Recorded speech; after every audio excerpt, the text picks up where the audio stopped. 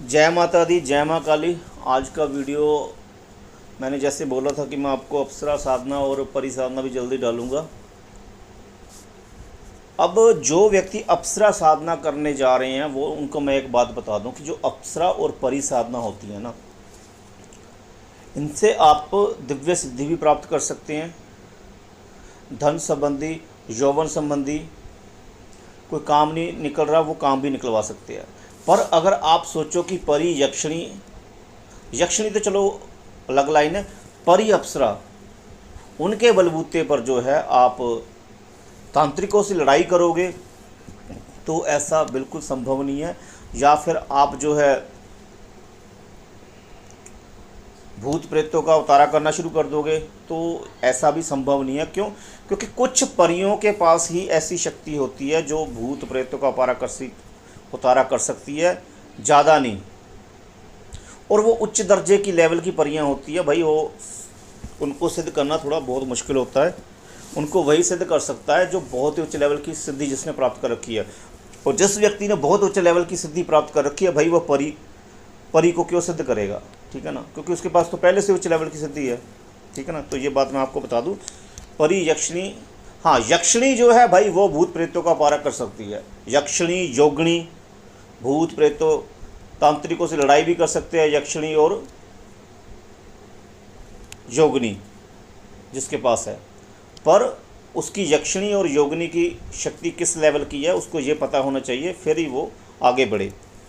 बाकी परी अप्सरा जो होती है, इनकी साधनाओं से आप गृहस्थ सुख, धन, संपदा, बाकी कोई ऐसी सिद्धि भी प्राप्त कर सकते हैं। जैसे किसी का भूत भविष्य देख सकते हैं, ठीक है ना, एक स्थान से दूसरे स्थान पर जा सकते हैं, किसी से कोई चीज़ मंगवा सकते हैं, या कहीं भी चमत्कार कर सकते हैं, शून्य में से कोई भी चीज़ मंगवा कर दिखा सकते हैं। तो मैं ये चीज़ आपको बता दूं क्योंकि कई लोग जो है परियां साधना करने के बाद भूत प्रेतों का उतारा करने लग पड़ते हैं, बेफालतू पंगे में फंसने लग पड़ते हैं। तो उनके लिए है, हाँ अगर उच्च लेवल की परी की साधना कर रहे हो उसकी सिद्धि प्राप्त है, ठीक है ना। तो क्योंकि कई उच्च लेवल की परियां होती है, पर अप्सरा जो है, अप्सरा इन तांत्रिक साधनाओं में यूज़ नहीं की जाती क्योंकि अप्सरा जो है वो यश, यौवन, क्रांति, ये चीज़ें, तेज, मार्गदर्शन, ये चीज़ें प्रदान करती है। ठीक है ना,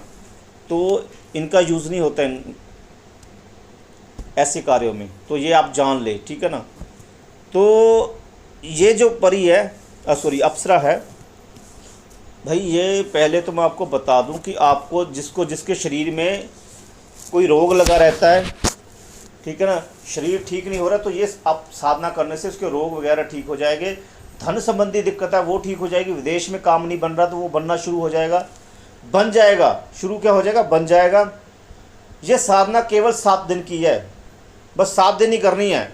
उसमें संकल्प लेके करनी है। उसमें आप अपना कोई भी मनोरथ है जब बोल दो संकल्प में कि भाई मैं ये चाहता हूँ आर्थिक उन्नति हो मेरी, या मुझे धन प्राप्त हो, या मेरा विदेश में योग बन जाए। कंट्री का नाम बोल देना साथ में, यूरोप, अमेरिका, जो भी है वो कंट्री बोल देना। ठीक है ना, यूरोपियन कंट्रियों में आता है अमेरिका। तो ये चीज़ें आपने बोल देनी है। अगर आपको कोई रोग है तो मेरा रोग जो है समाप्त हो जाए।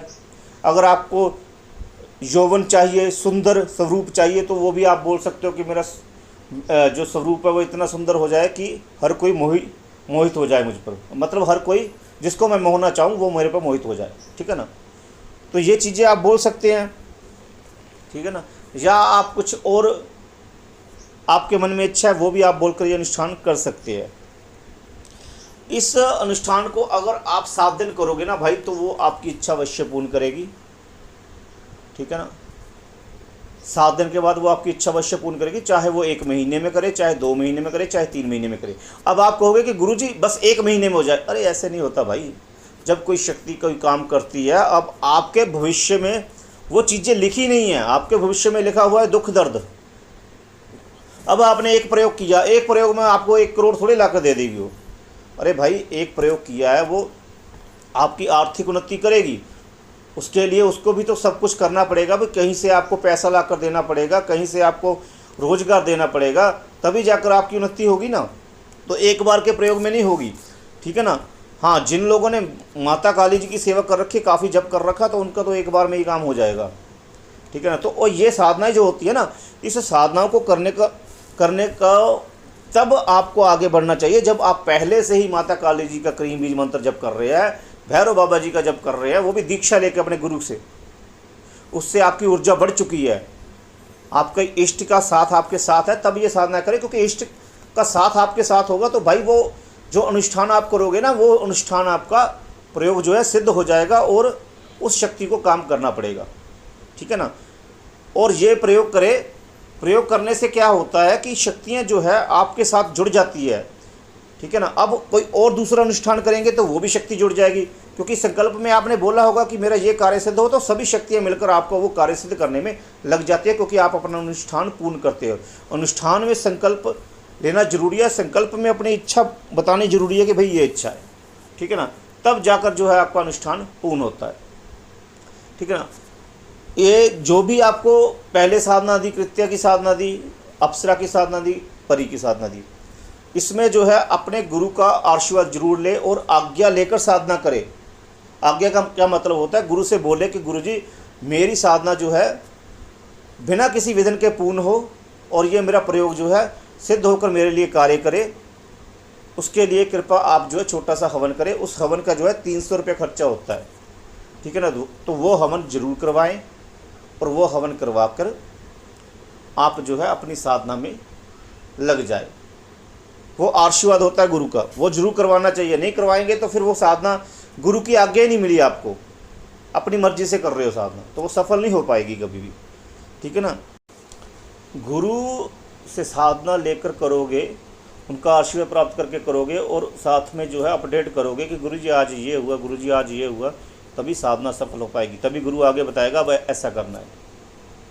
अपनी मर्जी से करोगे तो साधना कभी सफल नहीं हो पाएगी, ठीक है ना। और मंत्र सुन लीजिए, ठीक है ना। पहले रात्रि को जो है आप जैसे मैंने बताया हुआ है, दीपक लगाइए, अगरबत्ती लगाइए, भोग रखिए, कुछ भी भोग रख लीजिए, लौंग इलायची रख लीजिए, मिश्री रख लीजिए, काजू रख लीजिए। उसके बाद जो है दीपक जलाइए और संकल्प लीजिए। उससे पहले जो है दिशा बंद दीजिए। दिशा बंद के जो है माता काली जी को बोल के कहिए, आशीर्वाद लीजिए कि भाई मेरा ये साधना करने जा रहा हूँ, इसमें सफल हूँ, ठीक है ना। उसके बाद मंत्र जप कीजिए, मंत्र सुन लीजिए। ओम ह्रैंग ह्रैंग सौंदर्य उत्तमा अप्सरा पूर्ण सिद्ध्य ह्रैंग ह्रैंग फट। इसकी 11 या 21 माला कम से कम जपिए। अगर 21 माला भी नहीं जप होती तो कम से कम 15 माला जप कीजिए। 7 दिन में 10,000 मंत्र पूर्ण हो जाए। पास में एक छोटी सी उसको कुछ भी रख लीजिए, नया पॉलिश रख लीजिए या लिपस्टिक रख लीजिए। और उसके बाद 7 दिनों के बाद सामान जो है जहाँ पर छोड़ना है मैं व्हाट्सएप पर आपको बता दूँ, वहाँ पर छोड़ देना है सारी सामग्री को, ठीक है ना। ऐसे साधना कीजिए, आपको अवश्य फल प्राप्त होगा। साधना करते रहिए, तभी आगे जाकर तरक्की होगी, तभी कुछ प्राप्त कर पाओगे, ठीक है ना। बाकी व्हाट्सएप से जुड़ के बात कर लीजिएगा। जय माता दी। माता रानी आपके ऊपर कृपा दृष्टि बनाए रखे। कल को एक और वीडियो डालूँगा साधना से संबंधित, और रोज़ डाल सकूँ, रोज़ कोशिश करूँगा। जय माता दी।